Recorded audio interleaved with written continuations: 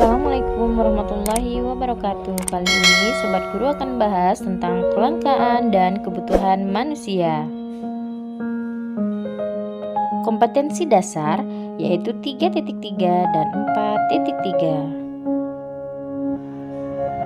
Tujuan pembelajaran: 1. Siswa dapat memahami pengertian kelangkaan dan kebutuhan manusia. Siswa dapat mengidentifikasi jenis-jenis kebutuhan manusia. Siswa dapat menjelaskan faktor-faktor yang mempengaruhi kebutuhan manusia. Dan siswa dapat menganalisis tentang alat pemuas kebutuhan manusia. Pada perkembangannya, kebutuhan manusia semakin bertambah, sedangkan barang atau jasa serta sumber daya alam jumlahnya terbatas, dan potensi sumber daya alam setiap daerah berbeda-beda sehingga mengakibatkan terjadinya interaksi antar daerah. Inilah yang mengakibatkan terjadinya kelangkaan. Sekarang kita akan bahas tentang perbedaan kebutuhan dan keinginan. Kebutuhan adalah hasrat yang timbul dalam diri manusia yang jika tidak terpenuhi dapat mempengaruhi kelangsungan hidupnya.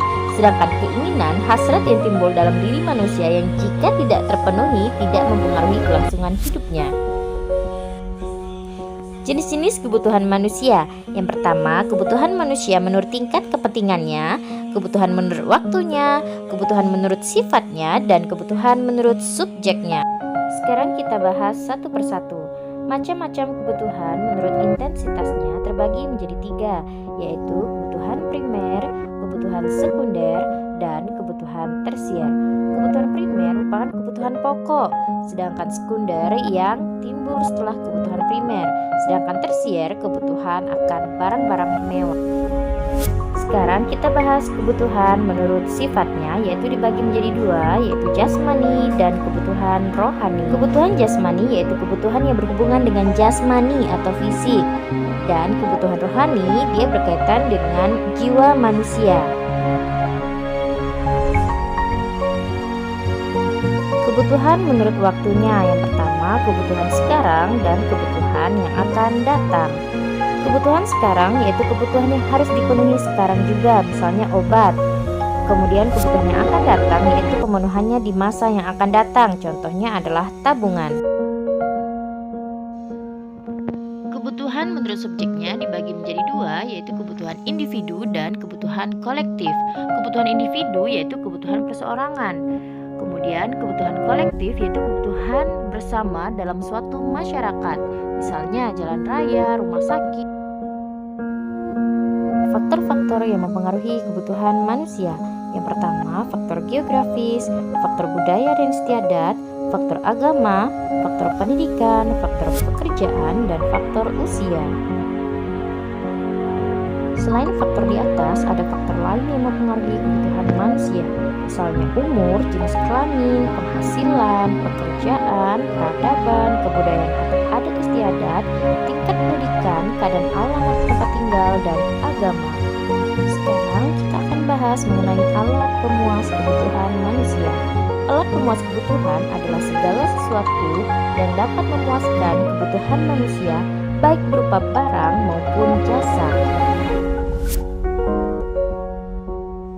Alat pemuas kebutuhan dapat berupa sumber daya alam, sumber daya manusia, sumber daya modal, dan sumber daya kewirausahaan. Benda pemuas kebutuhan manusia dibagi menjadi 4 macam. Yang pertama, kegunaan bentuk atau form utility, kegunaan tempat place utility, kegunaan waktu time utility, dan kegunaan kepemilikan ownership utility.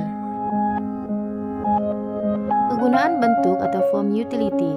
Peningkatan kegunaan dari suatu benda antara lain dapat disebabkan oleh perubahan bentuknya, misalnya dari kayu berubah menjadi lemari.